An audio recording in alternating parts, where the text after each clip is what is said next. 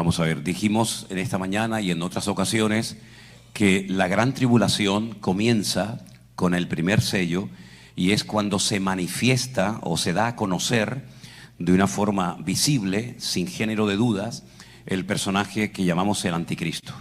El anticristo probablemente ya esté con vida y esté por ahí dando vueltas, preparando todo, pero todavía no se ha manifestado. Todavía no podemos decir, esta persona cumple con todos los requisitos para poder decir, este es el personaje, ¿no? Porque la Biblia nos da muchísima información, muchos datos para saber en cualquier momento discernir, ¿no? Diferenciarlo del verdadero de un supuesto anticristo, ¿no?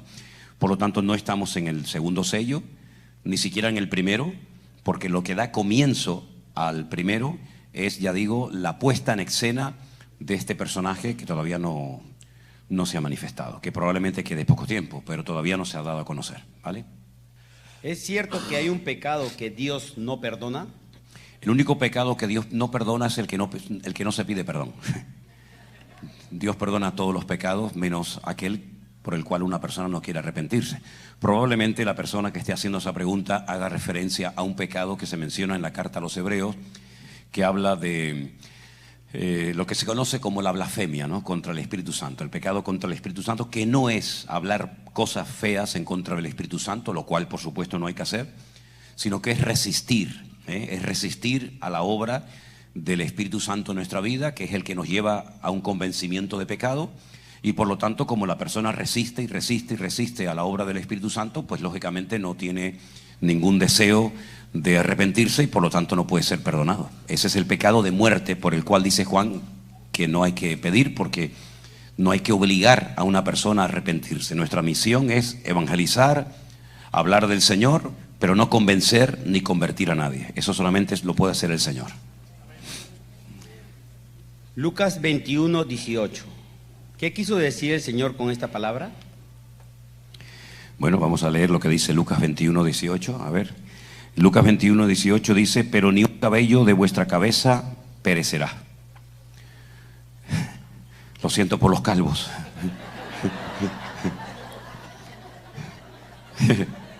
Parece que en algunos casos el Señor le ha dado permiso a algunas cabezas, ¿no? En la Biblia hay muchos estilos literarios, figuras de dicción, se llaman así, figuras de dicción. Nuestro idioma, y lo digo de verdad en serio, el idioma español o el castellano, porque nace en Castilla, es un idioma tremendamente rico, muy rico. Es un idioma muy amplio que tiene palabras griegas, tiene palabras incluso hebreas, tiene palabras latinas y de otros idiomas. Entonces, la literatura del idioma español o castellano es muy amplia y las figuras de dicción nos hablan acerca de distintas formas de expresar un mensaje. La Biblia está llena de figuras de dicción. Hay una figura de dicción que se llama tipo, que significa que una persona o cosa o suceso prefigura algo que va a ocurrir en el futuro. ¿Ve? Por ejemplo, como podríamos decir que el sacrificio de Isaac por parte de su padre Abraham es un tipo del sacrificio de Cristo en la cruz, que sería el antitipo, ¿no? Hay muchas figuras de dicción en la Biblia, hay fábulas, hay parábolas, hay muchas. Entonces, cuando dice la Biblia que ni un cabello de nuestra cabeza perecerá, está hablando acerca de la protección sobrenatural que el Señor ejercerá sobre sus hijos, sobre su pueblo. Pero eso no significa de que un cristiano no puede ser calvo. Es decir, si usted dice, ay, es que yo perdí todos los pelos, entonces el versículo no se cumple. No, es que la Biblia no le promete que usted no va a ser calvo, hermano. La Biblia lo que le promete es que el Señor le cuidará y pone el ejemplo de que ni un cabello de su cabeza se caerá sin el permiso del Señor. Es como el antiguo corito, ¿no? Que cantábamos, que decía, ni una hoja de un árbol se cae si no fuera por tu poder. Pero eso no significa de que las hojas de los árboles no se puedan caer. Es simplemente una forma metafórica de hablar de cómo el Señor protege a su pueblo. Así que lo siento por los calvos. Amén.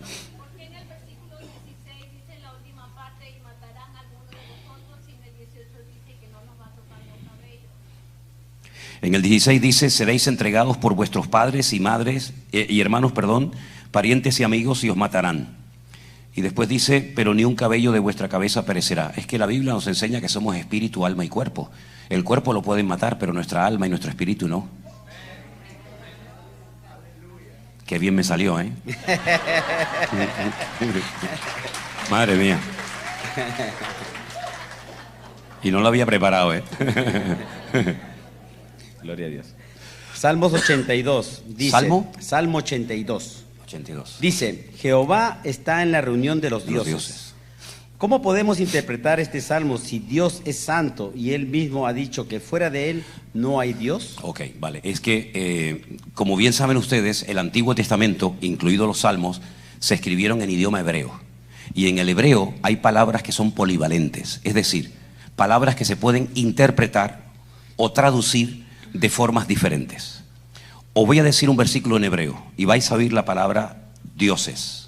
Bereshit bara Elohim et hashamayim ve'et haaretz. Bereshit bara Elohim.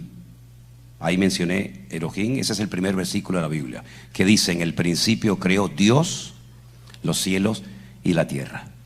Pero ahora os voy a decir en hebreo los 10 mandamientos, donde dice: Lo yiyeh leja Elohim al panay. Lo yiyeh leja Elohim. Traducción: no tendrás dioses ajenos delante de mí. Pero es que en Génesis 1:1 aparece el nombre Elohim. Y en Éxodo 20 aparece: no tendrás dioses ajenos delante de mí. ¿Por qué en Génesis se traduce Dios en singular y en Éxodo 20 se traduce el mismo nombre Elohim en plural?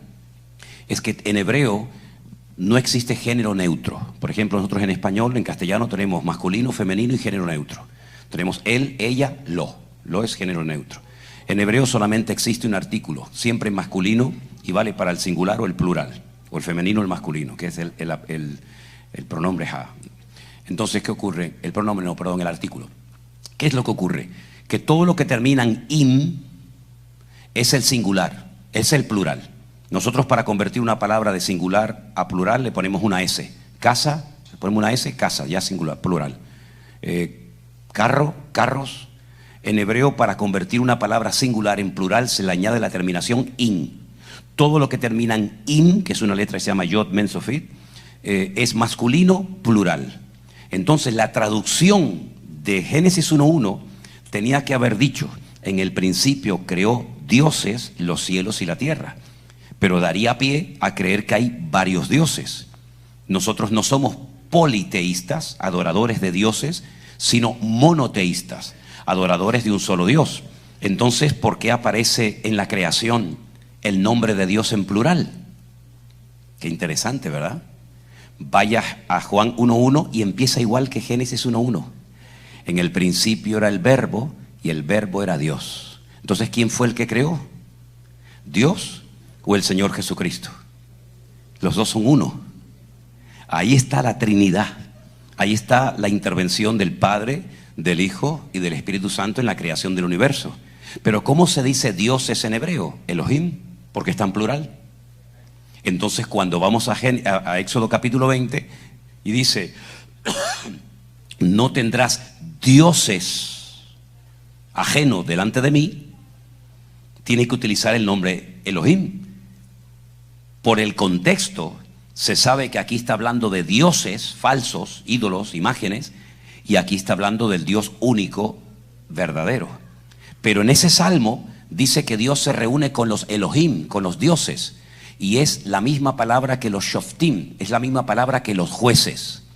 Dios se reúne entre los jueces. ¿Por qué? Porque tienen la prerrogativa, tienen la facultad de ejercer justicia. Y a los jueces en hebreo a veces se les llama dioses porque pueden hacer justicia como Dios es justo.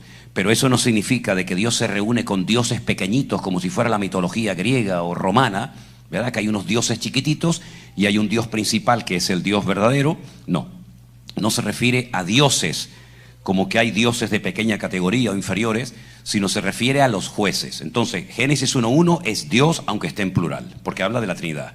Éxodo 20 habla de dioses, porque son las imágenes, detalle, etcétera, etcétera. Y en el Salmo 72 habla de los dioses, que son los jueces, pero que en vez de nombrar los jueces en ese momento se los llama dioses, porque ejercen justicia, que es una facultad que Dios también la hace. ¿De acuerdo? Simplemente por eso.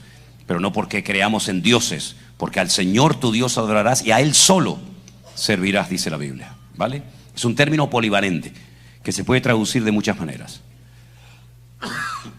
¿Qué más? Dice, yo he ido a cultos, pero alaban por 1 hora y media y solo 15 minutos de palabra. Es por eso que no acudo a ellos, pero aquí las alabanzas son diferentes. ¿Es bueno alabar más que predicar? Ay, mi madre. Oiga, pues si usted va a un sitio y no le gusta, no vaya más. Vamos a ver. Podemos cantar 3 horas, 4 horas, 8 horas. Claro que tiene que haber predicación. Hombre, yo he estado en cultos que parece que no terminan nunca. Cantan y cantan y cantan y luego predican y luego... Yo estuve en una iglesia en Cuba que entré a las 6 de la tarde y salí a las 8 de la mañana. Solamente me pasó una vez en la vida, pero me pasó en San Miguel de Padrón, a las afueras de La Habana. Empezó el culto a las 6 de la tarde y salí a las 8 de la mañana y no prediqué 1 ni 2 veces, prediqué unas cuantas veces y entre medio alabanzas, canciones, testimonios, etcétera, etcétera, ¿no? Yo siempre he dicho que cuando uno va a un lugar, a una iglesia, uno se tiene que adaptar al sitio y no pretender cambiar el lugar.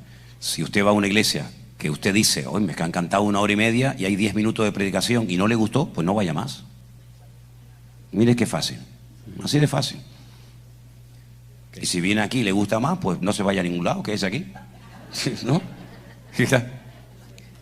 Cuando las mujeres traemos hijos al mundo, hay personas que dicen que los hijos son una bendición, pero una persona dice que no, ya que ella dice que solo cuando están bajo matrimonio, o sea que el resto no lo son.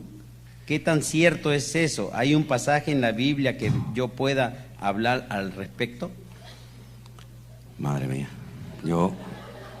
me hace falta discernimiento de espíritu para entender esto, porque vamos a ver, la Biblia dice que los hijos son la herencia de Dios y son una bendición. Si alguien por ahí dice otra cosa, pues usted tendrá que decidir a quién hacerle caso, a esa persona o a lo que dice el Señor en su palabra. Los hijos se tienen en el vínculo legal del matrimonio. Si ese matrimonio tiene hijos, pues que le dé gracias al Señor por los hijos que han tenido, ¿verdad? Ahora, si otra persona dice que dice que no son una bendición, así es. Pues madre mía, pues menudo hermanito el que dice eso, ¿no? Que no han nacido dentro del matrimonio. Ah, que no han nacido. Ajá. Bueno, y que... Bueno, si han tenido hijos fuera del matrimonio, los hijos son pobrecitos, ¿no? No, digo yo. Es decir, vamos a ver, los hijos no eligen a los padres. Entonces, si el niño nació y sus padres no estaban casados, pienso que lo más correcto sería que los padres se casaran y se pusieran en orden para que después el día de mañana le puedan también dar testimonio a sus hijos. Pero hombre, no condenemos a los hijos porque sus padres estaban viviendo sin estar casados, porque ellos no son culpables. Lo que tienen que hacer sus padres es ponerse en orden y darle ejemplo a sus hijos, ni más ni menos. ¿Vale? Siguiente pregunta. ¿Quién es el personaje del que habla segunda de Tesalonicenses, capítulo 2, versículo 6? Ya. Vosotros sabéis ahora lo que lo detiene, a fin de que a su debido tiempo sea quitado de medio, y entonces se manifestará aquel inicuo que el Señor matará con el espíritu de su boca. Siempre se dijo, o muchas veces se ha dicho, que el personaje que está con artículo masculino, ¿verdad?, que dice él, no ella, era el Espíritu Santo. Que el Espíritu Santo, decían algunas congregaciones, algunas denominaciones, que era lo que impedía la manifestación del anticristo, pero eso no lo dice la Biblia. La Biblia no dice en ningún momento. Eso es una herejía que no nació de afuera para adentro, sino nació dentro del seno de algunas congregaciones que decían y afirmaban que el Espíritu Santo iba a ser quitado de la tierra en el periodo que conocemos como la Gran Tribulación. Eso es una herejía. Eso es una herejía. Porque la Biblia ni lo dice, y en segundo lugar, si el Espíritu Santo es Dios y es omnipresente, estará en todas partes, independientemente de lo que esté pasando, independientemente de que esté o no esté la iglesia. Eso se decía porque como algunos afirmaban que la iglesia no iba a estar en la Gran Tribulación, si la iglesia no está en la Gran Tribulación, entonces no puede estar el Espíritu Santo. Como si el Espíritu Santo dependiera de la iglesia para estar o no estar. ¿Acaso no estaba el Espíritu Santo en Génesis capítulo 1 y no existía la iglesia? ¿Y no existía Israel? ¿Y no existía nada? Sí, el Espíritu Santo no va a ser quitado de la tierra. Entonces algunos se dieron cuenta de que era un disparate lo que estaban enseñando y dijeron, entonces ese él que impide la manifestación del anticristo es el Imperio Romano. Y el Imperio Romano desapareció. No existe el Imperio Romano como tal, aunque fue un imperio que casi duró 1000 años. Terminó dividiéndose, pero no digamos que no existe hoy en día. Daniel capítulo 12, al que ha hecho esta pregunta. Daniel capítulo 12, versículo 1 y 2, le responde a usted a su pregunta. Ahí dice qué es lo que está impidiendo que todo esto explote por los aires y que se produzca lo que conocemos como el periodo de angustia de Jacob. Daniel 12, versículo 1 y 2. Ahí está la respuesta. Léala. Siguiente pregunta. El tema del velo. En nuestras iglesias se enfatiza mucho de usar velo y si no lo usamos somos juzgados. ¿Y ahora qué quiere? Usar pañuelo. Yo vuelvo a repetir lo que siempre digo. Si usted está en una congregación y se están haciendo cosas con las cuales usted no está de acuerdo o no está cómodo, ¿qué hace ahí? Vamos a ver, el tema del velo solamente Pablo lo enseñó en la iglesia de Corinto. Nunca habló del velo ni a los romanos, ni a los colosenses, ni a los filipenses, ni a los tesalonicenses, ni a nadie. ¿Por qué Pablo toca el tema del velo concretamente en la iglesia de Corinto? Primero hay que partir de la base de que la Biblia no se interpreta con los parámetros de hoy en día. La Biblia se escribió hace 2000 años y hay que posicionarnos, hay que ubicarnos en el momento histórico. Hay que conocer las costumbres, hay que saber por qué en ese momento Pablo tocó ese tema.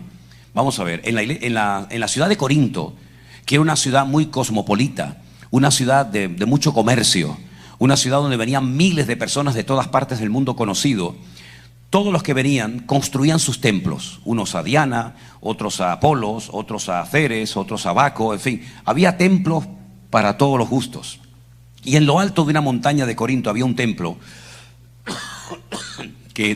donde dice que habían 1000 jóvenes, 1000 chicas que ejercían lo que llamaban la prostitución religiosa. Estas muchachas todas las tardes bajaban de esas montañas y bajaban a evangelizar a los hombres de la ciudad para atraerlos a su culto, ¿vale? Eran, digamos, prostitutas, mujeres que habían consagrado sus vidas, sus cuerpos para la prostitución religiosa, ¿sí? Se acostaban, mantenían relaciones con los que se acercaban como para engatusarlos y engancharlos a ese culto. Eso ya lo hizo una secta que tenía su sede en las Islas Canarias, no sé si la llegaron a conocer, que se llamó Los Niños de Dios. Los Niños de Dios, que lo fundó un norteamericano, pero que vivía en el puerto de Veracruz en Tenerife, que se cambió el nombre y se llamaba Moisés David. Eran las chicas que salían por las calles y te daban las llaves y los números de sus habitaciones para tener relaciones contigo, para de esa manera involucrarte en aquella secta que ya se ilegalizó en España. ¿Cómo se identificaban a estas mujeres que eran prostitutas religiosas? Porque no tenían pelo. Tenían totalmente el pelo rapado, como una bola de billar. Eran así. Tienen que mutear el ordenador. Entonces, cuando estas mujeres que habían ejercido la prostitución religiosa se convertían al cristianismo y comenzaban a asistir a las reuniones y lograban incluso rehacer sus vidas casándose, Pablo les escribió y les dijo: para no avergonzar a sus maridos y para que nadie en la iglesia tenga que saber a lo que usted se dedicó antes de conocer a Cristo, cúbranse la cabeza. Pero recuerden que a la mujer se le dio el cabello en lugar del velo. Una vez que el cabello le crezca, usted no tiene por qué cubrirse. Pero era como una forma de cubrir, era como una forma de impedir que la gente supiera que esa hermanita había ejercido la prostitución en la ciudad de Corinto. Hay iglesias que han, digamos, llevado al extremo el tema del velo, incluso, como dice esta hermana, que les juzgan a los que no lo usan. Bueno, si usted está en una iglesia donde esa es la costumbre, pues ya sabe lo que tiene que hacer.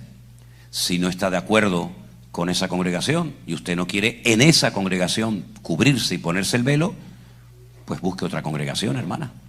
No le queda otro remedio. No va usted a cambiar a toda la iglesia. Será mucho más fácil que usted salga de ahí a que pretenda cambiar toda la iglesia. Pero no es ningún pecado que una mujer hoy en día no se cubra el cabello. Eso no es ningún pecado. Ahora, si alguien, alguna hermana, se quiere poner el velo, a mí me da igual lo que usted se quiera poner en la cabeza, ¿eh? A mí como si se quiere poner un ramo de flores. A mí me da exactamente igual. Aquí nos movemos en la libertad y aquí entre nosotros de Vida Nueva hay hermanos que vienen de los pentecostales y vienen de Asambleas de Dios y vienen del mundo bautista y nosotros respetamos, y si uno no quiere levantar las manos, pues que no las levante, pero que no juzgue al que las está levantando o viceversa.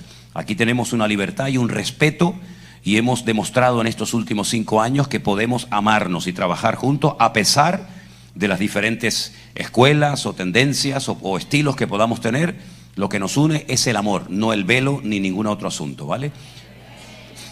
Dígame, ¿qué más? Sí, pastor, esta es la segunda parte, parece de la misma persona, porque es la misma letra. Dice, ¿es pecado usar pantalón? En nuestra iglesia no nos permiten usar pantalón. Pues si en su iglesia no le permiten usar pantalón, no se lo ponga, hermana. Si en su iglesia, repito, en su iglesia, en your church. ¿Qué quiere decir? No le dejan usar pantalón, no se lo ponga. Mire qué fácil. Y si no está de acuerdo y está como loca por ponerse un pantalón, váyase de esa iglesia, hermana. Mire qué fácil. Es que la gente a veces se complica la vida de unas formas increíbles. Mire qué fácil. 2 y 2 son 4, ya está. Vaya y póngase el pantalón. Ahora, si usted, perdón, una cosa también quiero decir. Si usted, porque la Biblia habla de gente de débil conciencia, cuidado, y de débiles en la fe. Eso siempre ha existido. Entonces, si usted se siente mal, no porque sea malo, sino por su cultura, por su educación. Si usted se siente mal poniéndose un pantalón, no se lo ponga, hermana. Pero no porque sea pecado, sino porque su conciencia no le permite ponerse un pantalón. Es como cuando el apóstol Pablo le decían, oye, esta carne que están comiendo los hermanos ha sido sacrificada a los ídolos. Es decir, un carnicero tenía una vaca y antes de venderla al público y de trocearla, se iba, la sacrificaba a su ídolo, ¿no? A Baal, por ejemplo, ¿no? Y después vendía la carne que había sido sacrificada a los ídolos y le decían a Pablo, oye, y Pablo decía, ¿y? ¿Cómo que y? ¿Un ídolo qué es? Nada, ¿no? Entonces, pero yo cuando oro y el Señor bendice los alimentos, ahí se produce la diferencia. Pero no todo el mundo tiene la misma conciencia. Si a usted le resulta, ay, yo no me puedo comer un trozo de carne que la acaban de sacrificar a Baal. Y la carne que usted se compra, ¿quién la cortó, hermano? ¿Usted le ha preguntado alguna vez, esta carne quién la cortó? ¿Quién era el dueño de esta vaca? Capaz que era un satanista, capaz que era un adúltero, pero usted se la come. ¿O usted se monta solamente en el avión con pilotos cristianos? Es decir, yo no sé hasta dónde llega su conciencia, pero si usted se siente mal por lo que va a hacer, no lo haga. Pero no juzgue ni condene al que lo hace. Porque ahí hay que demostrar la madurez, ¿vale? Pastor, los 2 testigos profetizarán por 1260 días. Sí. ¿Será la señal del comienzo de la segunda parte de la gran tribulación? No, porque todo tiene un momento y un lugar. El inicio de la tribulación es con la manifestación del anticristo. El inicio de la segunda parte de la gran tribulación, dice la Biblia, el que lee entienda, es la abominación del lugar santísimo. No los testigos. Los 2 testigos mueren. Es verdad que mueren casi al final de los primeros 3 años y medio, pero no podríamos decir que ese es el indicativo de que ya va a empezar la segunda parte de la gran tribulación. Lo que comienza la gran tribulación es cuando el anticristo pone su figura en el templo de Jerusalén, haciéndose pasar por Dios y exigiendo, demandando que la gente lo adore a él como si fuera Dios. Ese es el detonante. Eso es lo que indica, ya estamos ya en la segunda parte, pero no necesariamente la muerte de los 2 testigos. ¿Por qué? Porque los 2 testigos pueden morir una semana antes del inicio de la segunda parte, o un mes antes, o 15 días antes. Por lo tanto, no nos podemos fiar de eso. De todas maneras, no se preocupe, porque ahí no vamos a estar nosotros. Lucas capítulo 21, versículo 23.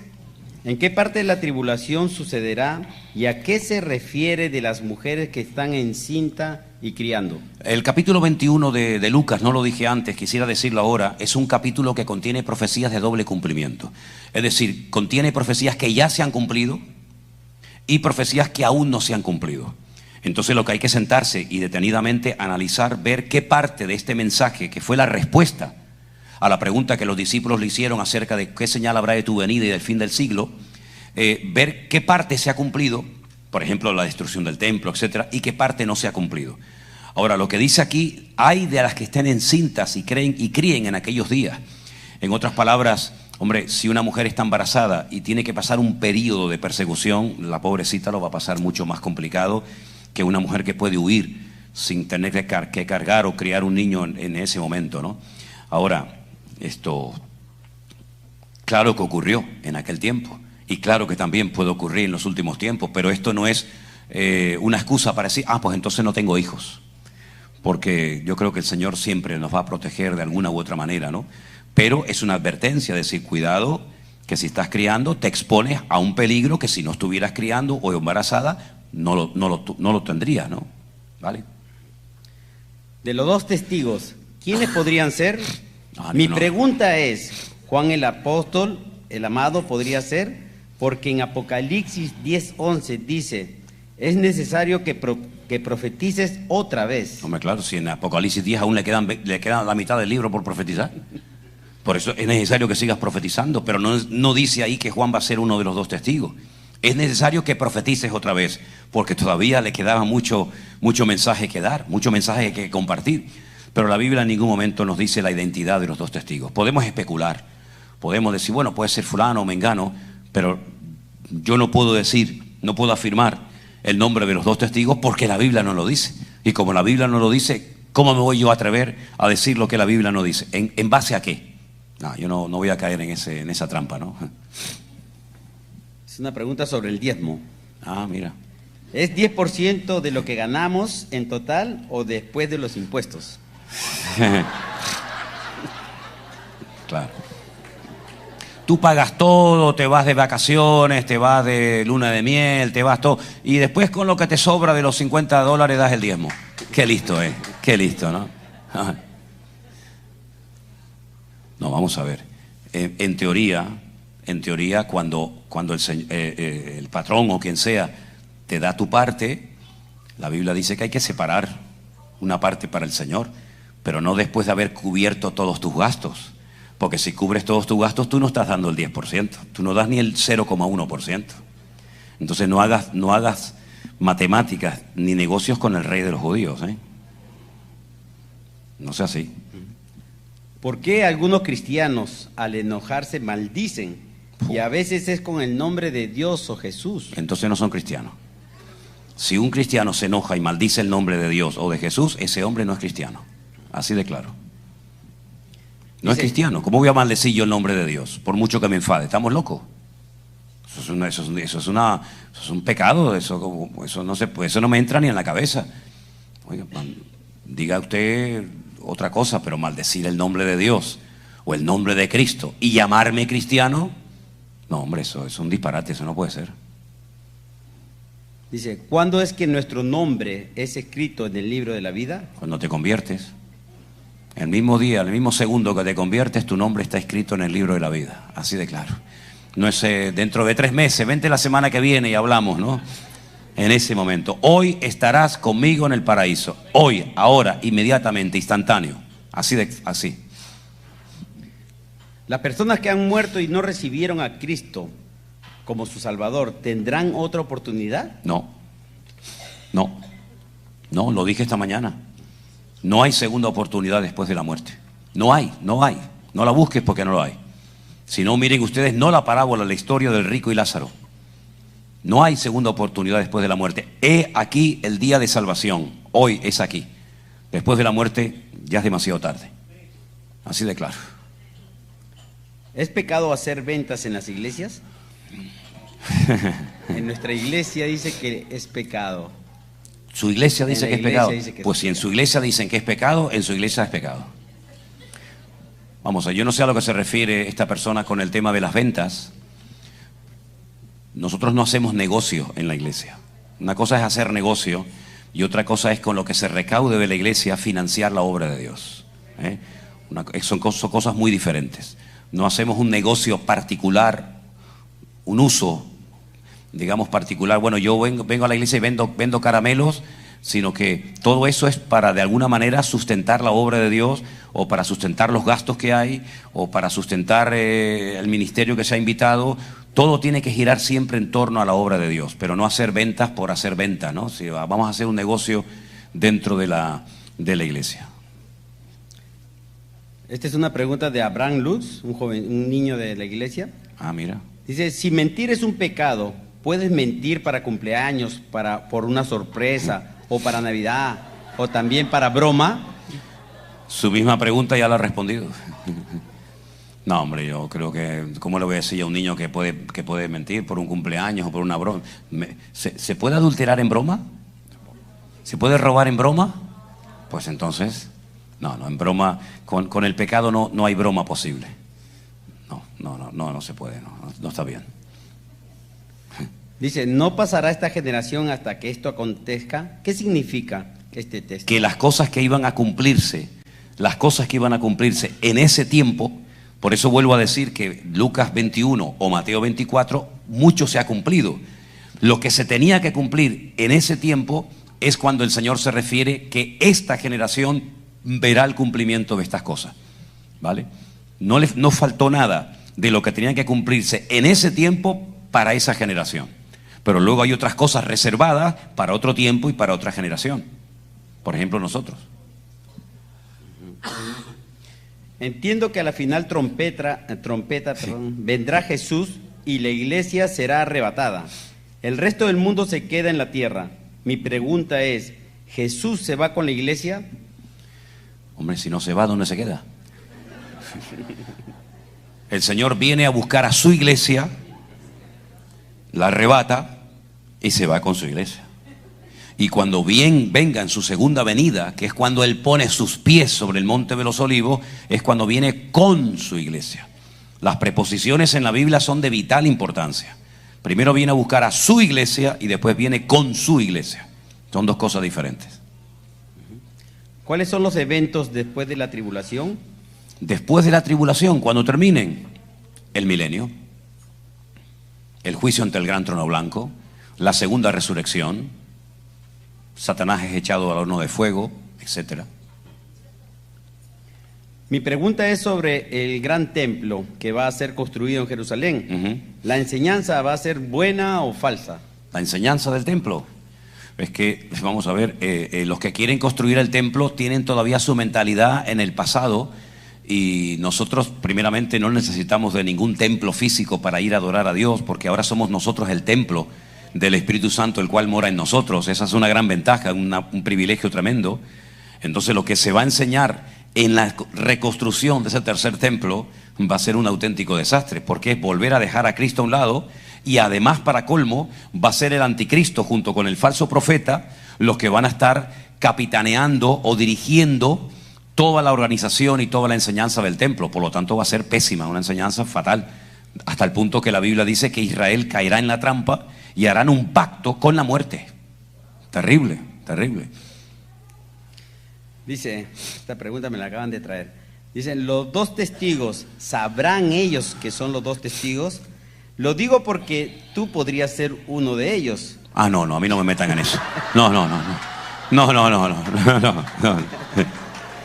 No, mira, escucha. A mí déjeme tranquilo. Sí. No me manden a la tribulación que no, mire, sí. Muchacho, está loco. Eso nunca lo vi. No. ¿Oíste, Elena? Tu marido, uno de los dos testigos, agárrate. Claro, además, miren, los dos testigos vienen a evangelizar al pueblo de Israel, y son dos personajes que tendrán una influencia tremenda en el pueblo de Israel, porque sobre todo vienen a evangelizar al pueblo de Israel, ¿no? Entonces, no, yo no tengo nada que ver con esos testigos para nada. Bueno, hay personajes en la Biblia que fueron de mucha influencia, que siguen siendo muy admirados y muy queridos en el pueblo de Israel, y que sus muertes fueron muy extrañas, o que no experimentaron muerte. Tal vez por ahí van los tiros, ¿no? Pero no, a mí no me metan en eso, que yo no tengo nada que ver con eso.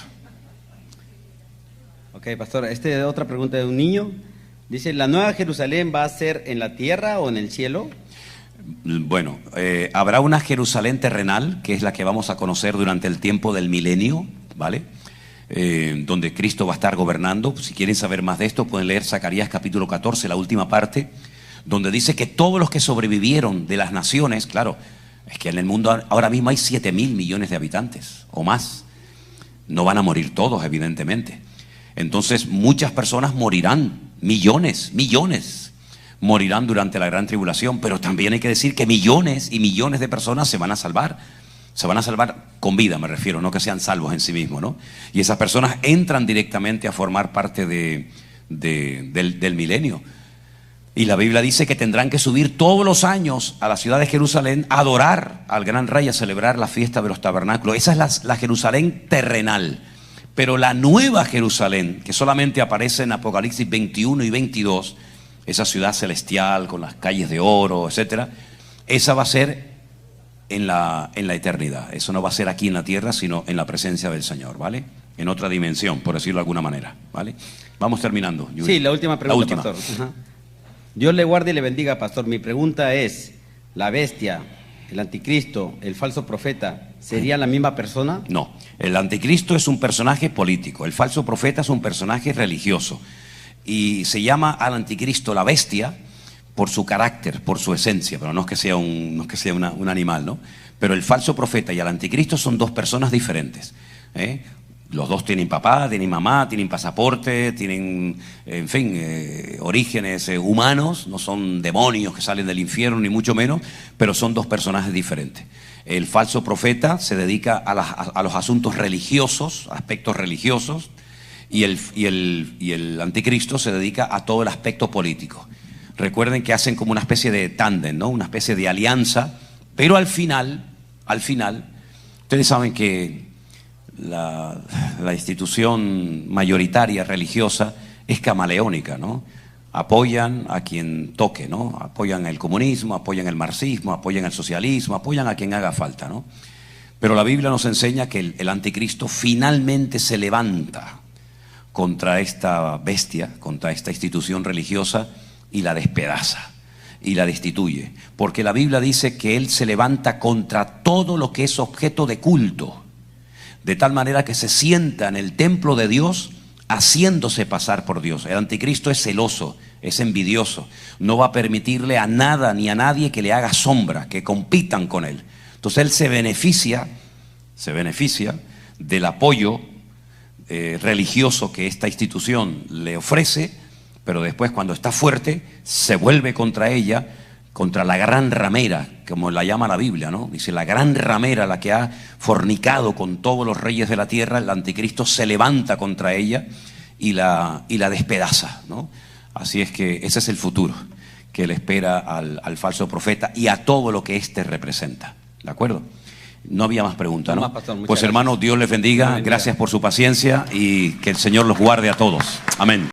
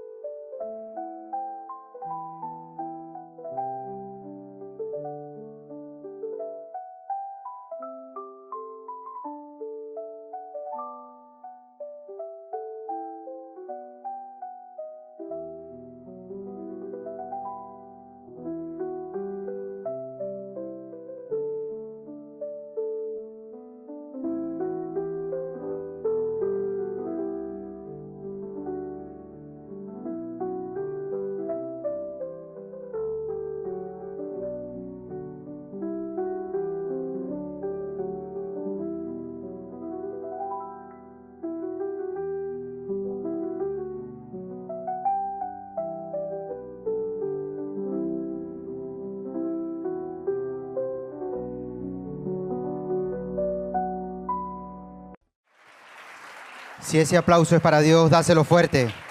Aleluya.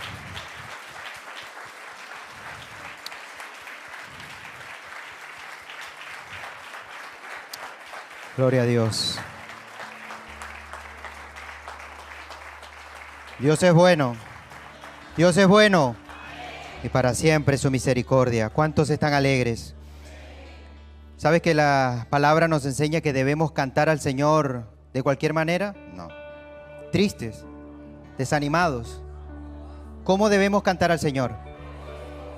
Alegres, con gozo, con júbilo. Hay muchos motivos para darle al Señor para poder cantar con alegría, ¿verdad? Hay muchos. Pues en la Biblia encontramos mucho que el Señor nos dice cómo debemos cantar. Y quiero comenzar leyendo el Salmo 100, que sé que muchos lo saben incluso de memoria. Pero siempre es bueno recordar cómo debemos presentar nuestras vidas delante de nuestro Dios. No de cualquier manera, hermanos. Yo no sé qué ha pasado en tu vida esta semana, incluso el día de hoy. Pero algo sí te digo, Dios es bueno. Y debemos disfrutar de su presencia, ¿verdad? Y la palabra dice así: cantad alegres a Dios, habitantes de toda la tierra. Servid al Señor con alegría. Venid ante su presencia con regocijo. Reconoced que el Señor es Dios. Él nos hizo y no nosotros a nosotros mismos. Pueblo suyo somos y ovejas de su prado. Entrad por sus puertas con acción, por sus atrios alabadle. Bendecid su nombre, porque el Señor es bueno. Para siempre su misericordia y su verdad por todas las generaciones. Cierra tus ojos allí donde estás y con todo tu corazón dale gracias a Dios. Dile: gracias, Señor. Gracias porque no hay ningún motivo por el cual quejarme, Señor. No lo hay. Todo en mi vida, Señor, ha sido un reflejo de tu bondad, de tu fidelidad, de tu amor. No tengo palabras, Señor, solo mi corazón rendido ante tu presencia. Padre, te doy gracias. Gracias por el privilegio que nos da, Señor, a nosotros, tus hijos, tu pueblo, Señor, el poder reunirnos en esta hora para invocar tu nombre, Señor, para alabarte, adorarte, Señor, para juntos, Señor, en un mismo sentir y en un mismo espíritu, Señor, poderte cantar con alegría y con gozo, Señor. Que todo lo que hoy se va a realizar en este lugar, tú lo estés dirigiendo de principio a fin, Señor, todo lo que se va a llevar a cabo. Dios mío, te pedimos por el pastor para que seas tú, Señor, ministrando a tu pueblo, a tus hijos, Dios mío, que sea tu Espíritu Santo hablando a través de sus labios, Señor, y que el pueblo, Señor, esté atentos a la voz de Dios, que hoy, Señor, traes palabra, hoy traes alimento fresco, Señor. Ayúdanos a retenerlo, Padre, a ponerlo en práctica cada día de nuestras vidas. Que tu Espíritu Santo se pasee con plena libertad, Señor, mientras te alabamos y te adoramos. Señor, trae sanidad, Señor, fortalece, Señor, al caído, Dios mío. Ayúdanos. Queremos sentir tu presencia como nunca antes, Señor. Ayúdanos, Señor.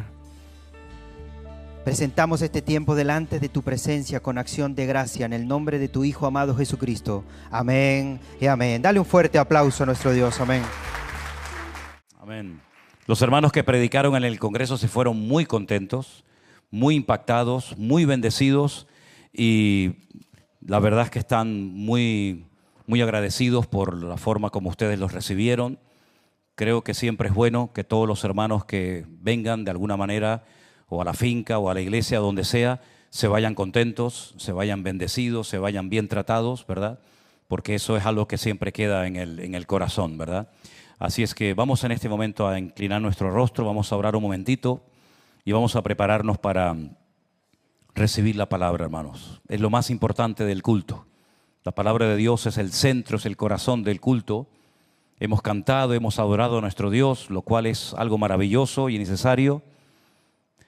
Pero nuestra fe no está fundada en la alabanza, ni siquiera en la adoración. Nuestra fe está fundada en Cristo Jesús, el Verbo hecho carne. La palabra es el fundamento, es la base de todo creyente, de toda congregación. Y ahora te pedimos, Señor, que esta palabra que va a ser expuesta, que va a ser explicada a tu pueblo, a tu iglesia, sea de bendición para todos los que la van a oír. No solamente los que estamos aquí, sino la cantidad de hermanos y hermanas que en muchas partes del mundo, en directo en este momento, están siguiendo la retransmisión de este culto aquí en Tenerife, Señor. Nos ponemos delante de ti y pedimos tu bendición, Padre, en el nombre de Jesús. Amén y amén. Antes de compartirles la palabra y decirles dónde voy a estar leyendo, hemos visto en estos días un acto tremendo desde mi punto de vista y mi opinión personal, cargado de una hipocresía tremenda, ¿no? Donde se le ha despedido a este Papa que recién ha muerto, y me llama mucho la atención la expresión que se usa por parte incluso de ateos y por parte de algunos políticos que abiertamente han dicho que no creen en el Señor, diciendo descanse en paz, descanse en paz. Bueno, esto difícilmente creo que una persona que ha representado lo que ha representado durante tantos años y que ha sido el Papa que más santos ha elevado a los altares, un total de 496 nuevos santos tiene ya la Iglesia Católica y que gozan del apoyo y del beneplácito de la Iglesia para poder ser adorados y venerados, pues difícilmente, sinceramente, con la palabra de Dios, creo que una persona puede descansar en paz después de haber representado la idolatría, de haberla fomentado, de haberla practicado y de haber abierto y de haber dicho abiertamente que apoya cosas que son totalmente antibíblicas. Pero bueno, ahora se ha levantado una expectativa. ¿Quién será el próximo Papa? ¿Estará aquí entre nosotros en esta noche a lo mejor? ¿Estará escuchándonos en la casa, en alguna iglesia? No lo sé. Bueno, sí lo sé. Aquí no está por lo menos, ¿no? ¿Será el Papa Negro del cual se ha profetizado que vendría ahora un Papa Negro? ¿Será un Papa de Israel? Porque quiero decirles que hay un cardenal en Israel que tiene muchísimas probabilidades de que sea tal vez el próximo Papa. A nosotros eso honestamente ni nos va ni nos viene. Como decimos en Canarias, ni fu ni fa. Pero es interesante notar la cantidad de cambios que en estos primeros meses del año se están llevando a cabo. Y cambios que de una manera u otra afectan a las naciones, en la política, en la religión, en el ambiente espiritual, la economía incluso. Y estamos viendo cosas realmente increíbles y sobre todo lo que yo veo más claro que el agua es cómo se está posicionando cada nación, cada país, cada gobernante para jugar su papel en los últimos tiempos.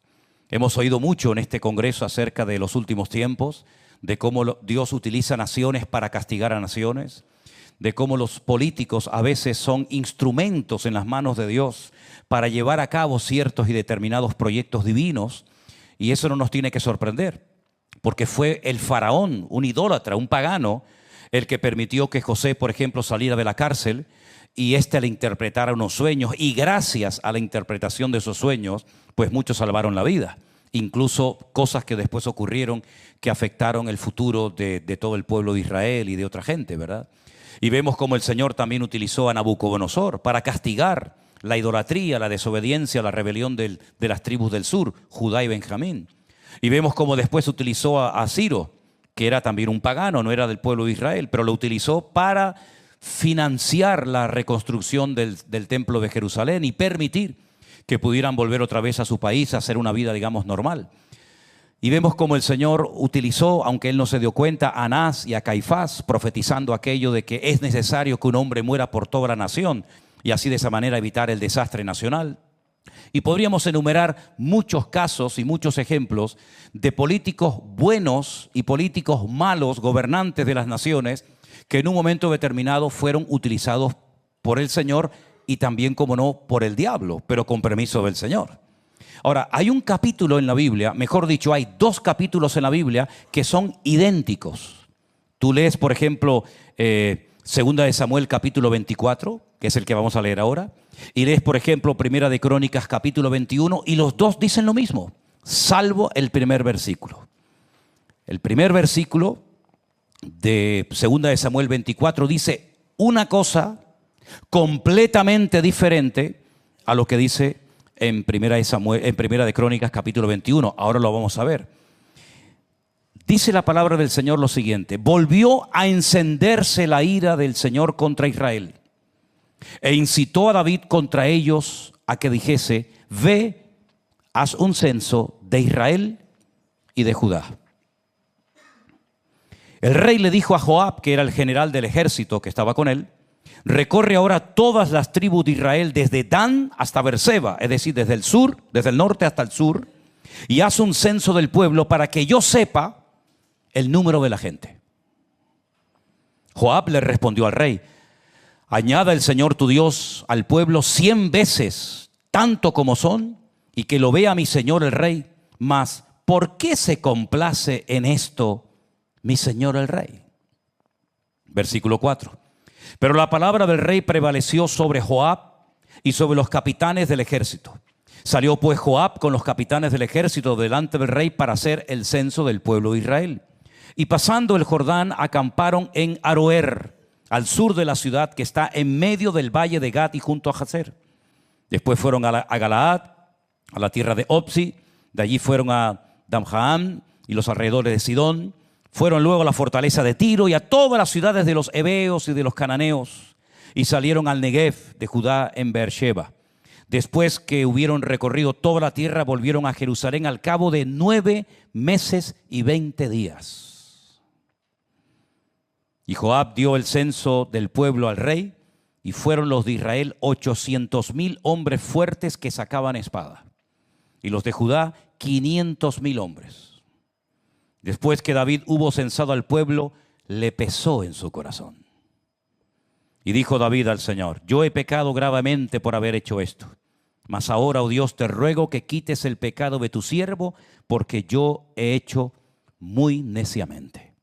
Ahora explicaremos por qué a David le pesó haber hecho ese censo y las consecuencias que vamos a leer a continuación, que fueron muchas, por cierto.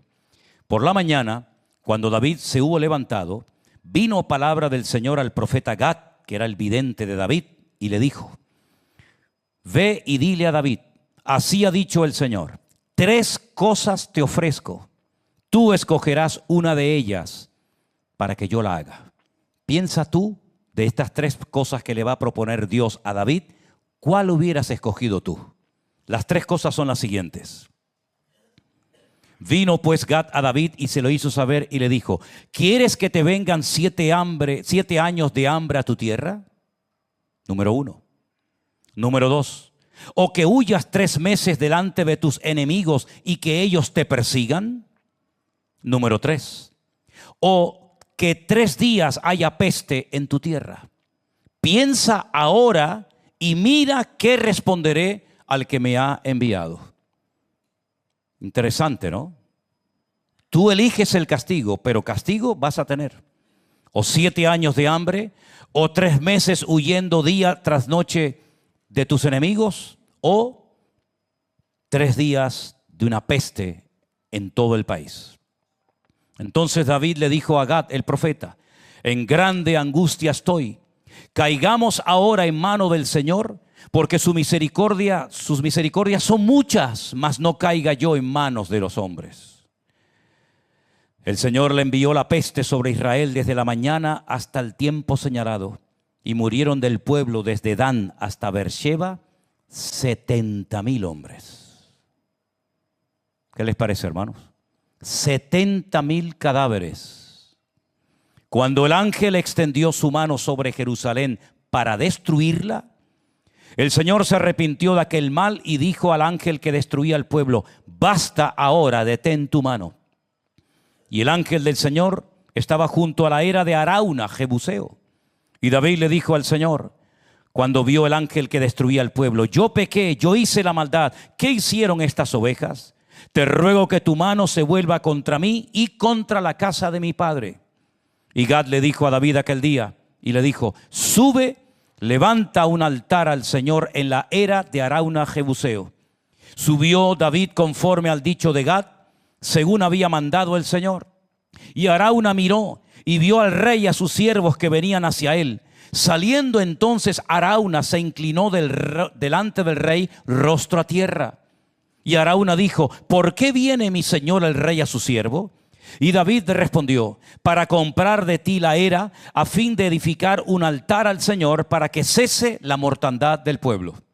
Y Arauna le dijo a David: tome y ofrezca a mi señor el rey lo que bien le pareciere. He aquí bueyes para el holocausto, y los trillos y los yugos de los bueyes para la leña. Todo esto, oh rey, Arauna lo da al rey. Luego dijo Arauna al rey, que el Señor te sea propicio. Y el rey le dijo a Arauna, no, sino que por precio lo compraré, porque no ofreceré al Señor mi Dios holocaustos que no me cuesten nada. Entonces David compró la era y los bueyes por 50 siclos de plata, y edificó allí David un altar al Señor, sacrificó holocaustos y ofrendas de paz, y el Señor oyó las súplicas de la tierra y cesó la mortandad en Israel. ¿Cuántos dicen amén? Tremendo, ¿no? Esto aconteció casi al final de la vida del rey David. Recuerden que David tuvo aproximadamente como 40 años como rey. 7 años reinó en Hebrón y después el resto del tiempo en la ciudad de Jerusalén, a la cual él llamó la ciudad de David. Ya casi al final de su reinado se le ocurre hacer algo que aparentemente no tiene tanta importancia, pero ya creo que la tuvo. Se le ocurrió hacer un censo, no porque el Señor se lo había pedido, sino porque probablemente en lo más profundo de su corazón, el rey quería estar orgulloso y presumir del potencial militar y de la cantidad de hombres preparados para la guerra que él tenía en ese momento. Estamos hablando más de 1.300.000 soldados. Hace miles de años eso era una barbaridad. Un ejército armado hasta los dientes que había conquistado muchísimo territorio, y a David se le ocurre por su cuenta hacer un censo del pueblo, digamos como para presumir, no para darle gloria a Dios, porque por el contexto de lo que hemos leído, Dios no tiene nada que ver con esta decisión equivocada que está tomando el rey. Prueba de ello que después le pesó.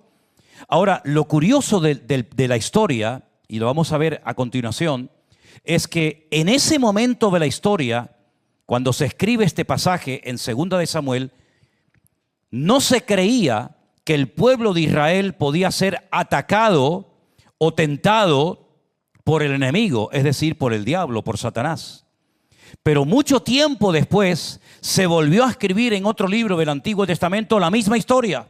En esta ocasión, en Primera de Crónicas, el capítulo 21. David censa al pueblo. Es exactamente lo mismo que cuenta el capítulo 24 de 2 de Samuel. Con la diferencia de que empieza diciendo, Satanás se levantó contra Israel e incitó a David a que hiciese un censo a Israel. Esa es la única diferencia que hay entre un pasaje y otro, entre un capítulo y otro. En uno dice que fue Dios el que se levanta contra Israel e incita a David a cometer este pecado, cosa que es teológicamente un grave error, porque la Biblia dice que Dios no puede ser tentado, ni Él tienta a nadie. Jamás el Señor te va a pedir algo que vaya en contra de su moral, en contra de su esencia, en contra de su naturaleza, en contra de lo que Él es. Pero sin embargo, en ese momento se creía que Satanás no podía, bajo ningún concepto, tentar o atacar al pueblo de Israel. El tiempo demostró lo contrario. Los profetas se dieron cuenta con el paso del tiempo que si Israel no obedecía, si Israel entraba en idolatría y desobedecía al Señor, claro que por supuesto el diablo podía atacarlos y podía hacerles mucho daño, incluso al mismo creyente, a nosotros los hijos de Dios. Si bajamos la guardia, si no nos sometemos al Señor, si hacemos lo que nos da la gana, si andamos en desobediencia y en desorden, claro que el enemigo puede tomar lugar. De hecho, el Señor, a través de la pluma de Pablo, dice, no le deis lugar al diablo, porque se le puede dar lugar al enemigo. Someteos a Dios, resistid al diablo y huirá de vosotros.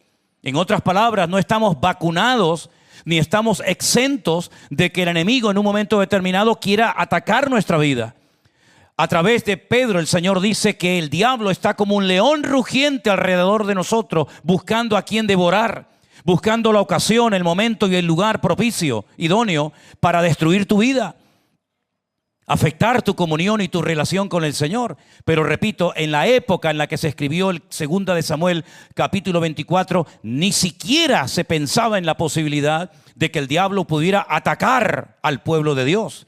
Con el paso del tiempo, repito, claro que se dieron cuenta de que Israel era tan vulnerable, exactamente igual de vulnerable que cualquier otro pueblo, porque la seguridad de Israel no estaba en lo que eran, sino estaba en el Señor su Dios, que los cuidaría y los protegería y los pastorearía siempre y cuando estuvieran alineados con Él, cumpliendo con su palabra. Amén, hermanos. Ahora, ¿qué necesidad tenía David a estas alturas de su vida, en la recta final de su reinado, de meterse en este lío? Aquí no se trata, queridos hermanos, de estar una temporada bien y de estar el resto de nuestra vida mal, en desorden y en pecado. Aquí tenemos que mantenernos fieles y apegados al Señor y a su palabra hasta el último momento de nuestra existencia. Aquí no es cuestión de decir, yo estuve 5 años sirviendo al Señor y honrándole, incluso hasta servía predicando al Señor en su obra, pero ahora estoy mal, he caído en pecado, en desobediencia, mi vida es un desorden. No se trata de eso. La Biblia nos enseña que tenemos que ser fieles al Señor hasta la muerte para poder recibir la corona de vida. Amén, hermanos. A David no le dijo el Señor que hiciera esto. Entonces, ¿por qué lo hace? Bueno, la pregunta también nos la deberíamos de hacer nosotros, ¿no? ¿Por qué a veces hacemos cosas que el Señor no nos ha dicho que hagamos? ¿Por qué te metes en camisas de 11 varas y te metes en jaleos y después pides socorro y auxilio por haber actuado precipitadamente y no haber consultado con el Señor previamente antes de haberte empezar esa relación o ese negocio o ese cambio o lo que sea? ¿No nos puede pasar a nosotros también lo que le pasó a David? Que estamos una temporada bien y después nos confiamos, bajamos la guardia, le damos lugar al orgullo, a la vanagloria, a la soberbia, etcétera, etcétera. Y nos puede atacar al enemigo exactamente igual que atacó a David. Y las consecuencias a nivel nacional fueron terribles. 70,000 personas, hermanos, que se dice pronto, 70,000 personas murieron de peste. No sabemos qué tipo de peste, pero quiero decir que todas las pestes y todas las plagas que aparecen en la Biblia siempre las manda el Señor, siempre, ¿verdad? Como castigo, como una sacudida para despertar las conciencias de las personas. Y en este caso, por culpa de David, que le da lugar al enemigo, 70,000 personas en el país perdieron la vida. Ahora, es la primera vez que el Señor le da a alguien la posibilidad de elegir el castigo. Me acuerdo que a veces mi padre me decía, ¿qué quieres? ¿Jarabe de palo? ¿Que te quite esto, esto y aquello? ¿O que no salgas a la calle? Digo, si me pegas, ¿salgo a la calle? Me dice, sí. Digo, pues pégame. Y que salga el sol por donde quiera, ¿verdad? Ahora el Señor le da a David la posibilidad de decir, a ver, castigo vas a recibir, No digas que aquí no ha pasado nada, porque aquí ha pasado algo muy grave. Tú eres mi representante en el país. Y tú no puedes hacer cosas que a lo mejor otros sí pueden hacer. ¿Saben que hay personas que cuando pecan o hacen algo malo, siempre dicen, sí, pero es que él también lo hizo? Y él lo hizo peor que yo. Pero sabes, lo he dicho muchas veces. El apóstol Pablo dijo cuando ya le estaba escribiendo a los corintios, a los cuales él tildaba de niños, de inmaduros y de carnales, le dijo, hermano, yo también fui un niño. Porque él está diciéndole, sois niños en Cristo. Os di a beber leche y no vianda porque aún no sois capaces de recibir alimento sólido, porque sois niños, sois carnales. Pero él dice también un poquito más adelante en el capítulo 13, yo también fui un niño y hablaba como un niño. Me pasaba lo mismo que a ustedes. Pensaba como un niño, actuaba como un niño, me comportaba como un niño, hasta que dejé atrás ese infantilismo, esa falta de madurez y de crecimiento y de desarrollo espiritual, porque ahora soy un adulto, soy una persona madura en el Señor. Y hay cosas que a los niños se les permite. Hay cosas que a los niños se les pasa. Incluso hay cosas que los niños hacen que nos hacen reír. Pero esas mismas cosas que hace un niño, si las hiciera un adulto, la cosa cambia completamente, ¿sí o no? A David no se le podía permitir ni una. Porque David no era un cualquiera. David había sido elegido por la mano del Señor para restaurar la confianza del pueblo en sus autoridades políticas y espirituales. Recuerden que el rey que le precedió fue un desastre, el juguete roto, como yo lo llamo, Saúl. Un hombre que aparentemente parecía que, pero al final nada de nada. Un hombre que llevó al país a la ruina moral, espiritual, económica, y lo mires como lo mires, destruyó a Israel. La Biblia dice que la gente estaba endeudada hasta el cuello, estaban asfixiados de los impuestos. Un hombre que no supo transmitir ni espiritualidad, ni confianza al Señor, nada, porque era un carnal. ¿Y qué transmite un carnal, hermanos? Pues lo que es, su carnalidad. Y cuando David sube al trono, el país está arruinado. La gente iba a la cueva famosa de Adulán, ¿se acuerdan? Donde David se escondía. Y la gente iba allí con sus problemas, con sus luchas, con sus depresiones, con sus problemas, buscando un alivio. Y David fue durante mucho tiempo para esa gente un punto de referencia. Era alguien diferente. Dice la Biblia que la gente cuando iba a la guerra iban con Saúl y no les quedaba más remedio que ir a la guerra, iban temblando.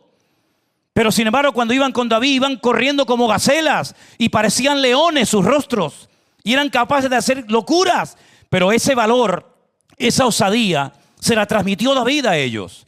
Porque veían que David también se jugaba la vida. No era un cobarde que estaba allí en la tienda dando órdenes y mandaba a los soldados al frente, sino que iba en primera línea. Y si había que pelear contra un león, él iba y lo mataba. Y si venía un oso, él iba y lo mataba. Y si era un gigante, él iba y hacía lo mismo. Y esa fe en Dios, ese amor por la palabra, esa vida de oración, de consagración, de intimidad, David se la transmitió al pueblo. Por lo tanto, David es un punto de referencia para toda la nación. Y él no puede hacer cosas que a lo mejor otro puede hacer. Como tú tampoco, ya a estas alturas, mi hermano querido, ya no puedes hacer cosas que a lo mejor antes hacías y no pasaba nada. Pero ahora es diferente. Porque cuanto más tiempo llevemos en el Señor y cuanto más sepamos del Señor, más compromiso adquirimos y más responsable nos hacemos.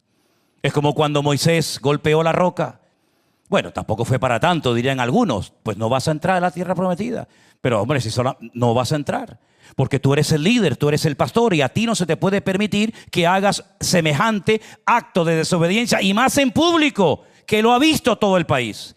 Si yo hago la vista gorda y si yo te hago pasar a la tierra prometida y no hay ninguna consecuencia de tu pecado, la gente va a seguir tu ejemplo. Y lo mismo pasó con Saúl y lo mismo pasó con David y con tantos personajes de la historia. Por lo tanto, David dice, bueno, no tengas en cuenta mi pecado, borra mi rebelión. No es así de fácil, querido. No es así. Lo que has hecho, has involucrado a todo el mundo. Aquí han estado 9 meses y 20 días tus soldados. Has movilizado gente, eso lleva tiempo, eso lleva dinero, eso lleva trabajo. Has movido a miles de personas para que te quedes tranquilo y te pongan encima de la mesa un papelito donde diga tienes no sé cuántos miles y miles de soldados. Ya estás contento, ya puedes presumir de tu poder militar. Pero si el éxito de Israel no está en lo que tiene, sino en el Dios que lo cubre y los protege. Si tú mismo lo has escrito en los Salmos, ¿de dónde vendrá mi socorro? Tú lo escribiste, David, recuerda lo que dijiste. Mi socorro viene del Señor, el que hizo los cielos y la tierra. Tú dijiste, aunque un ejército acampe contra ti, no temerá mi corazón, porque el Señor es mi luz y mi salvación. Tú lo dijiste, David. Y esa canción la canta todo el mundo. Por lo tanto, lo que has hecho es un disparate. Y esto no puede quedar así como algo sin importancia. Esto merece un castigo. Y fíjate en la misericordia de Dios que le dice, bueno, elígelo tú. Elígelo tú. Quieren entrar en un periodo de hambruna durante 7 años. Son muchos años, ¿eh? ¿Cuántos podían haber muerto en aquella hambruna? Una barbaridad de gente. ¿Prefieres que los enemigos que te odian porque les has vencido muchas veces, quieres que durante 3 meses ellos te ganen todas las batallas que emprendas? ¿Prefieres eso? ¿O prefieres que mande la peste durante 3 días a la tierra? Y David dijo, prefiero caer en las manos de Dios que en las manos del enemigo. Adelante, Señor. Y dice la Biblia que desde el norte hasta el sur, como se dice bíblicamente, desde Dan hasta Beersheba, estuvo el Señor mandando a sus ángeles y murieron 70,000 personas. ¿Cuántas cosas podíamos habernos evitado, queridos hermanos, si hubiéramos consultado antes con el Señor y no hubiéramos actuado locamente haciendo nuestra voluntad sin consultar previamente con el Señor? Que esta palabra, que este mensaje, que esto que le pasó a David sea una advertencia para todos y para cada uno de nosotros, y nos demos cuenta de que si bajamos la guardia y si le damos lugar al orgullo, que es terrible ese pecado, porque es un pecado que consiste en robarle la gloria a Dios, que Dios nos libre, pues las consecuencias a corto y a largo plazo son realmente terroríficas. Pero ¿cómo se para esto? Cuando hacemos algo mal, cuando pecamos, cuando desobedecemos al Señor, ¿hay esperanza? Pregunto. ¿Hay remedio? ¿Hay solución? ¿Cómo se para esta mortandad? David llegó a decir, oye, el que pequé fui yo. Cárgalas conmigo, pero deja al pueblo, Señor. Sin embargo, la Biblia nos enseña que Dios le dijo algo, que hay una lección espiritual muy profunda en lo que David recibió de parte del Señor. Dice, tienes que levantar un altar. Un altar era simplemente algo que se hacía con piedras y encima se colocaba un animal, se sacrificaba, se degollaba y depende del tipo de sacrificio que fuera, se prendía fuego, a veces se podía consumir algo de la carne del animal o a veces era totalmente quemado al fuego. Pero sea como sea, siempre tenía que haber un derramamiento de sangre. Ahora, en esa montaña, que solamente se menciona 2 veces en el Antiguo Testamento, se llama el monte Moriah, que significa Dios es el que me enseña, Dios es mi maestro, eso significa Moriah. Solamente 2 veces se menciona en el Antiguo Testamento. Él sabía perfectamente que en ese mismo monte, en esa misma montaña, mucho tiempo atrás, un hombre había subido con un hijo llamado Isaac, y este hombre se llamaba Abraham. Y había estado caminando 3 días desde el sur de Israel, desde la ciudad de Beersheba, hasta llegar a ese lugar para llevar a cabo un sacrificio, un holocausto, en este caso de su hijo.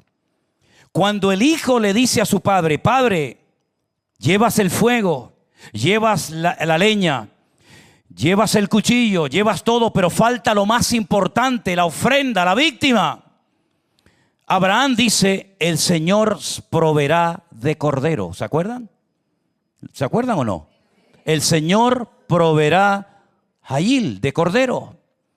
Lo curioso es que cuando suben a lo alto de esa montaña, donde tiempo más tarde, siglos más tarde, tiene que volver a subir David, cuando él va a extender la mano contra su hijo Isaac, él se da la vuelta cuando el ángel del Señor le dice, detente, y él no ve un cordero, él ve a un carnero que está trabado por sus cuernos a la zarza que había allá arriba. Pero él había dicho proféticamente que Dios proveería de cordero, no de carnero. Por lo tanto, lo que Abraham dio fue una palabra profética que él no la vio cumplida, pero no es que se equivocó de animal, no es que quería decir carnero y se le escapó cordero. No, no. Él dijo, Dios proveerá en algún momento un cordero, pero cuando él va a sacrificar a su hijo Isaac, lo que hay es un carnero y que ocupa el lugar de su hijo. Tiempo más tarde, el rey David tiene que subir a esa misma montaña a levantar un altar para que la sangre, el animal que va a ser ahí degollado y ofrecido a Dios, frene la ira de Dios y la peste cese. No fue hasta los tiempos de Juan el Bautista, fíjense los siglos que pasaron desde aquella declaración profética que dijo Abraham en el Antiguo Testamento, cuando un día en el río Jordán, Juan el Bautista está bautizando a multitudes y de repente ve aparecer a alguien y dice públicamente, este es el Cordero que quita el pecado del mundo. Lo que había dicho Abraham, Dios proveerá de cordero, pero no apareció en todo el Antiguo Testamento ese cordero que quita el pecado del mundo. No que tapa temporalmente los pecados, sino que los quita, los borra permanentemente. Pero Juan el Bautista sí lo vio y lo confesó y dijo, este es el Cordero de Dios que quita el pecado del mundo. Y era nada más y nada menos que nuestro Señor Jesucristo. Amén, hermanos. Hay dos animales que se utilizan cuando se hablan del Señor Jesucristo: el cordero y el león. El cordero, el animal que se utilizaba generalmente para los sacrificios, y el león, ¿verdad?, el rey de la selva, el rey de los animales, como rey triunfante y glorioso de la tribu de Judá. En esa montaña David tiene que darse cuenta de que tiene que haber un derramamiento de sangre, un sacrificio de una víctima inocente para poder parar esa peste que está matando a miles y a miles de personas en el país. Si trasladamos lo que le pasó a David en aquel tiempo, a nuestros días, en cierto sentido ha pasado lo mismo. Lo que pasa es que el pecado en ese caso de David fue hacer algo que Dios no le había dicho que hiciera. Pero es que ¿acaso alguno de nosotros en esta tarde no ha hecho a lo largo de su vida algo que el Señor te dijo que no hicieras? ¿Es que acaso todo lo que tú has hecho en la vida lo has hecho bien? ¿Es que acaso tú no necesitas la sangre del Cordero de Dios que quita el pecado de tu alma, de tu vida y de tu corazón? ¿Es que acaso la muerte de Cristo no fue también para ti y para mí y para cada uno de nosotros? Por supuesto que sí, porque todos somos pecadores y todos estamos destituidos, excluidos de la gloria de Dios. Me da igual si eras una buena católica, o un buen budista, o un buen musulmán. Me da exactamente igual. Todos somos pecadores y la paga del pecado es la muerte. David tenía tal vez que haber muerto el día que el ángel de la muerte llegó a Jerusalén. Pero cuando él lo vio, le dijo: Señor, ¿qué hago? Y el Señor le dijo: un sacrificio, un derramamiento de sangre.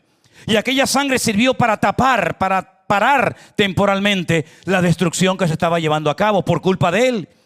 Pero la sangre de Jesucristo, dice la Biblia, su Hijo amado, nos limpia de todo pecado.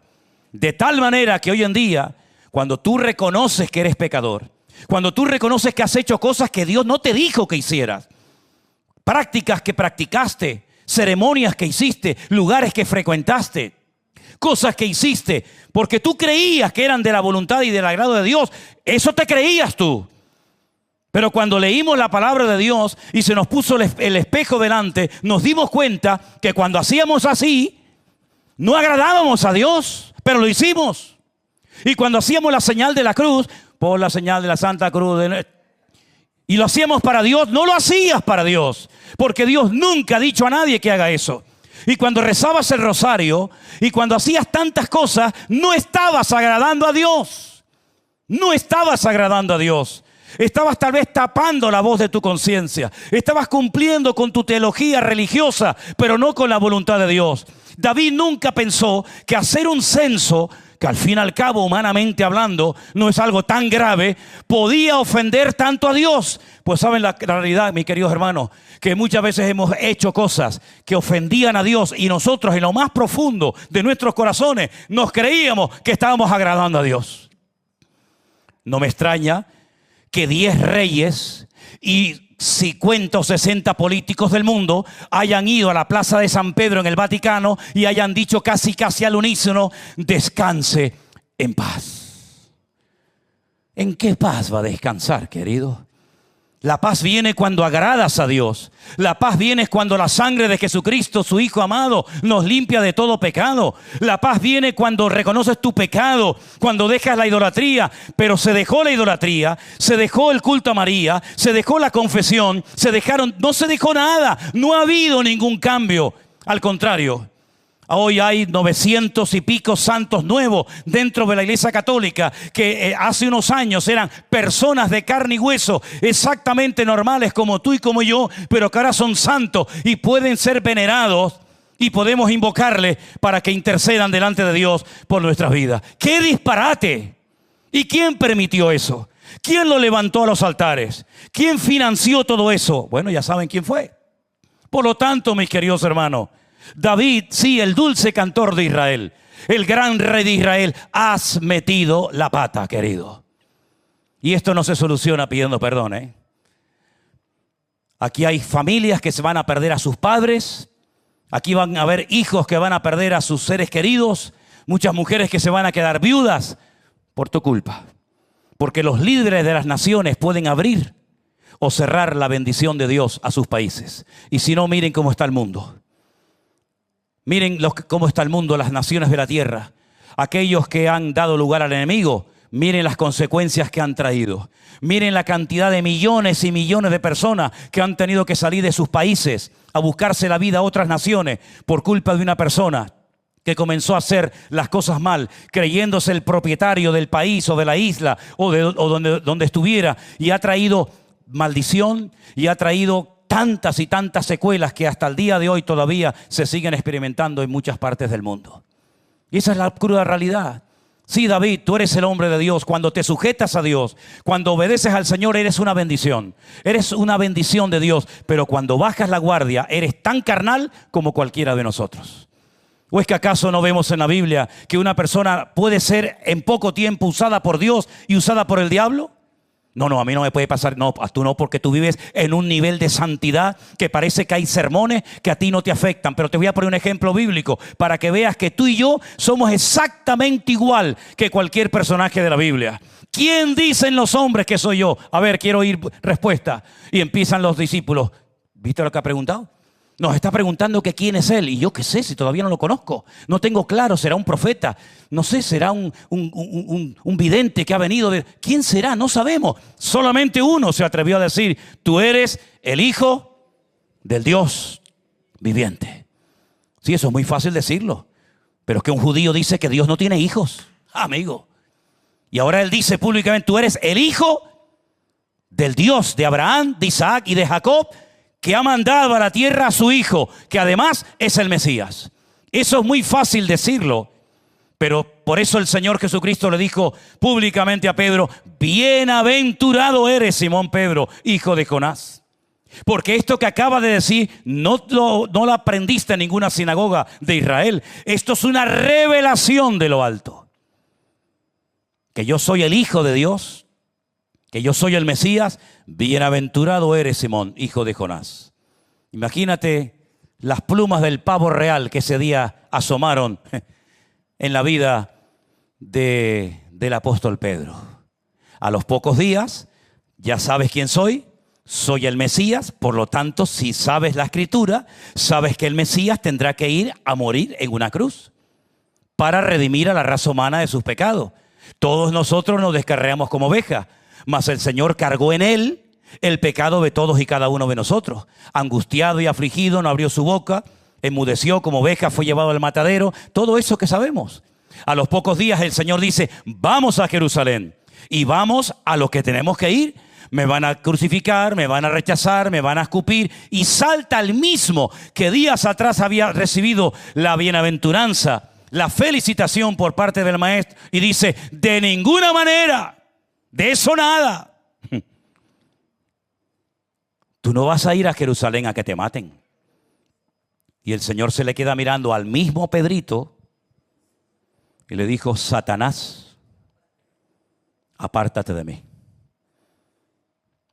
La semana pasada hablaste correctamente, te dejaste usar por mi Padre y yo te felicité públicamente. Han pasado unos días, te has dejado utilizar por el enemigo, tus emociones, tus sentimientos te han traicionado, quieres frenar la voluntad de mi Padre de ir a morir a Jerusalén, y ahora mismo quien te ha usado no es mi Padre, es el diablo. ¿Os dais cuenta la misma persona? ¿Cómo puede ser utilizada en una ocasión por el Señor y por el diablo? David fue muchas veces usado por Dios. Si David no hubiera existido en su época, Israel no existiría hoy en día. David trajo un renuevo espiritual al país tremendo. David escribió más de 75 salmos que tenemos en la Biblia. David le enseñó al pueblo a acercarse a Dios. Por eso la Biblia dice que en los últimos tiempos Dios restauraría el tabernáculo caído de David. No habla del tabernáculo de religiosidad y de liturgia de Moisés, no. Dice en el libro de los Hechos que en los últimos tiempos, dentro de la renovación espiritual que viene, el Señor levantará el tabernáculo caído de David. Es decir, un renuevo en la alabanza, un renuevo en la adoración. Porque el Padre sigue buscando adoradores que le adoren en espíritu y en verdad. Mató osos, mató gigantes, hizo guerras tremendas. Fue muy usado por el Señor, pero también fue muy utilizado por el diablo. Como tú y yo, si bajamos la guardia, podemos ser utilizados o por el Señor o podemos ser utilizados por el enemigo. Tú decides. La cuestión está ¿por qué haces lo que haces? ¿Te has preguntado alguna vez eso? Le pregunté una vez a un predicador, ¿por qué predicas de eso? No lo sé, pero lo predicas. ¿No te has preguntado por qué predico eso? ¿Por qué le enseño eso a la gente? Ni siquiera te has parado a preguntarte por qué ministro de esta manera, por qué hablo de estos temas. David tenía que haberse preguntado en el fondo qué es lo que me mueve, qué es lo que me motiva a hacer este censo. ¿Qué necesidad tienes? ¿Se acuerdan ustedes cuando Jonatán le dijo a su escudero, si Dios está con nosotros, hoy veremos una gran victoria de parte del Señor? Y él y su escudero obtuvieron una victoria sin soldados, sin un buen armamento, porque confiaron en el Señor, su Dios. Tú no necesitas más de lo que ya tienes. Simplemente lo que necesitas es echar mano de lo que ya tienes en Cristo Jesús. David no necesitaba decir, 1.300.000 soldados, no sé cuántos escudos, no sé cuántas lanzas, no sé cuántas. No, tú no necesitas nada de eso, David. Tú lo que necesitas es tener comunión conmigo y yo te daré victoria todos los días de tu vida. Y a nosotros el Señor nos dice exactamente lo mismo. Tú lo que necesitas es orar más y comprometerte más y tener más tiempo conmigo. Y tú lo que necesitas es meterte más en mi palabra y conocerme mejor. Cuando tú me conozcas mejor y tú verdaderamente estés alineado conmigo y pongas tu vida en orden, todas las victorias vendrán solas. Bueno, dicho de otra manera, el Señor Jesucristo lo dijo de la siguiente manera: buscadme a mí primeramente, el reino de Dios y su justicia, y todas las demás cosas os vendrán por añadidura. ¿Cuántos dicen amén? Hoy se leyó una lectura en Deuteronomio y yo quiero que vayamos un momentito a esa lectura que se leyó y con ella terminamos. En el libro de Deuteronomio, la lectura que se leyó hoy fue muy bonita, muy interesante, porque hay un versículo donde el Señor le dice al pueblo de Israel: cuidado, porque yo os saqué de la servidumbre de Egipto, nadie os quería, ibais a morir como esclavos en Egipto, pero yo tuve misericordia de vosotros y os saqué de Egipto y os llevé por medio del desierto, y cuando necesitabais agua, yo os di agua, aunque fuera de una roca, da igual. Y cuando queríais carne, yo os mandé carne. Y cuando teníais frío, yo mandaba la columna de fuego. Y cuando estabais desorientados en el desierto, yo os ponía la columna de nube para que la siguierais. Es decir, yo os cuidé desde que os llevé desde Egipto a la tierra prometida. Pero mira la advertencia que le dice el Señor al pueblo de Israel. Deuteronomio 8, versículo 17. Cuidado con decir en tu corazón: mi poder y mi fuerza, la fuerza de mi mano, me ha traído esta riqueza. Lean conmigo este versículo, por favor. Y digas en tu corazón: mi poder y la fuerza de mi mano me han traído esta riqueza. No ha sido la fuerza de tu mano, sino he sido yo el que te he dado el poder para hacer las riquezas y para que disfrutes de toda la bendición y de toda la abundancia y prosperidad que tienen todos ustedes en el día de hoy. Saben que lamentablemente hay países, incluido Israel, ¿por qué no decirlo también?, que presumen del poderío militar que tienen, de cuántos soldados, cuántos aviones, cuántos tanques de guerra, cuántas bombas tenemos. Cuando dice el Señor: no es con espada ni con ejército, sino con mi Santo Espíritu, dice el Señor. No te sientas como un fracasado diciendo: no tengo esto, no tengo aquello, cómo me gustaría tener esto o aquello. Tú no necesitas, repito, nada más, sino conectarte con la fuente, conectarte con tu Dios, el Señor, Dios Todopoderoso. Y todo lo demás vendrá de una forma natural, que te vas a quedar sorprendido de ver cómo el Señor hace las cosas, y en definitiva las hace Él. ¿Para qué? Para que la gloria y la honra nunca te la apropies tú, sino que la honra y la gloria siempre, siempre sea para nuestro Dios. ¿Cuántos dicen amén? Cierra tus ojos en esta noche, mi querido hermano.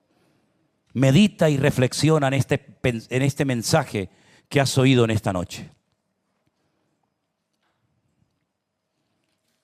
David hizo lo que no tenía que haber hecho. Se equivocó. Menos mal que al final obedeció al Señor y no sufrió en carne propia también las consecuencias. Tú eres responsable de tal vez hijos, esposa, trabajadores, obreros, hermanos. Mucha gente te sigue, te mira, te observa, te oye. Y tienes que asumir tu responsabilidad como creyente y darte cuenta de que no pueden pasar desapercibidas tus acciones. Tú eres tremendamente responsable de velar de tu vida espiritual.